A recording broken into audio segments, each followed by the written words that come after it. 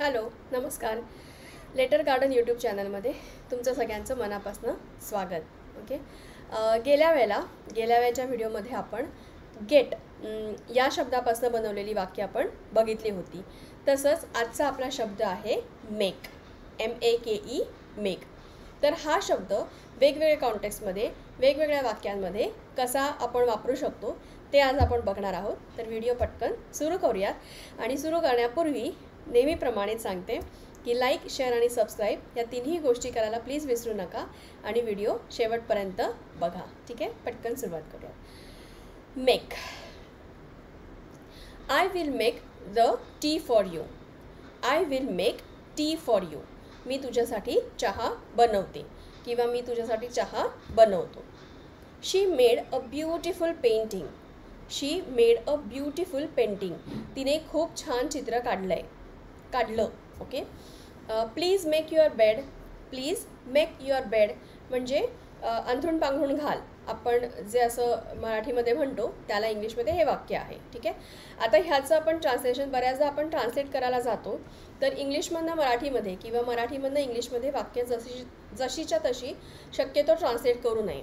कारण आता make your bed म्हणजे तुझा बेड तयार कर असं आपण मराठीमध्ये नाही म्हणू शकत. तर अशी भरपूर वाक्य असतात. तर शक्यतो ट्रान्सलेशन टाळावं, त्याचा अर्थ समजून त्याचं आपण मराठीकरण करावं किंवा जरुरीप्रमाणे इंग्लिशमध्ये ते वाक्य बोलावं. ठीक आहे. Don't make noise. आवाज करू नका. He made a mistake. त्याने चूक केली. He made a mistake. त्याने चूक केली. They made me laugh. त्यांनी मला खूप हसवलं. They made me laugh. त्यांनी मला खूप हसवलं. We are making a video. आम्ही व्हिडिओ बनवत आहोत किंवा आम्ही व्हिडिओ तयार करत आहोत. We are making a video. Make sure you lock the door. समजा कोणी बाहेर जाताना आपल्याला दुसऱ्या घरात राहणाऱ्या व्यक्तीला आठवण करायची की तू पण बाहेर पडलीस तर दरवाजा नीट लॉक करून जा. ठीक आहे. Make sure you lock the door. Let's make a plan. चल आपण काहीतरी प्लॅन बनवूया. मग तो तुमच्या ऑफिसमध्ये काहीतरी प्रोजेक्ट असेल त्याच्या संदर्भातला प्लॅन असेल किंवा कोणी घरी पाहुणे येणार आहे त्यांच्यासाठी खायला जेवायला काय बनवायचं त्या संदर्भातला प्लॅन असेल तर तेव्हा तुम्ही असं म्हणू शकता, let's make a plan. Can you make a sandwich for me. माझ्यासाठी सँडविच बनवशील का. Can you make a sandwich for me. माझ्यासाठी सँडविच बनवशील का. दिस मूवी मेड मी क्राय. हा सिनेमा बघताना मला रडू आलं. ओके.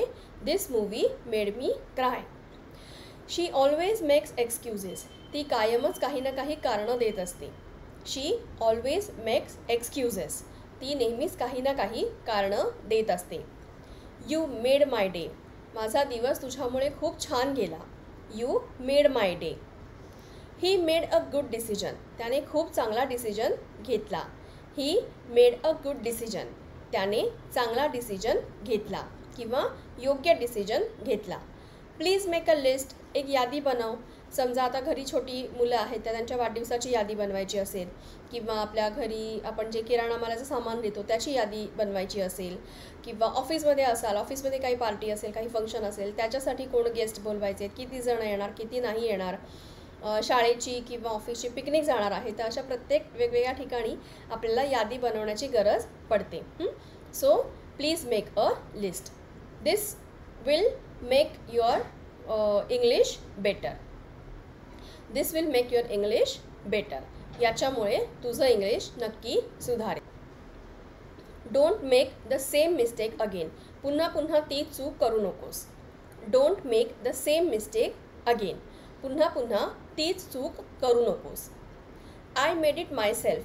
हे मी स्वतः बनवलं. I made it myself.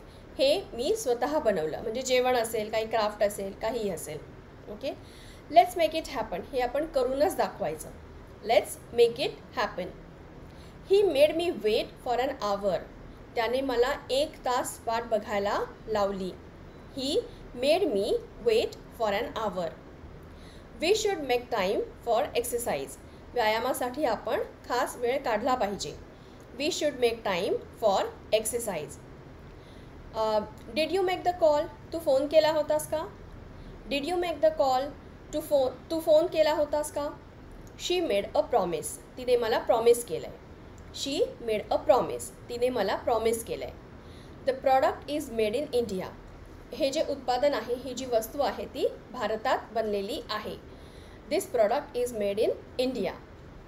Make it quick please. Please पटकन आवर. हे प्लीज पटकन पूर्ण कर, पटापट आवर, पटापट कर. हे जे आपण नेहमी मराठीमध्ये बोलत असतो त्याच्यासाठीचं हे वाक्य आहे. Make it quick please. ठीक आहे. तर आजची ही होती 25 वाक्य आणि व्हिडिओ शेवटपर्यंत बघितल्याबद्दल खूप मनापासून थँक्यू. आणि पुढच्या वेळेला नवीन टॉपिकसह पुन्हा भेटूया. तोपर्यंत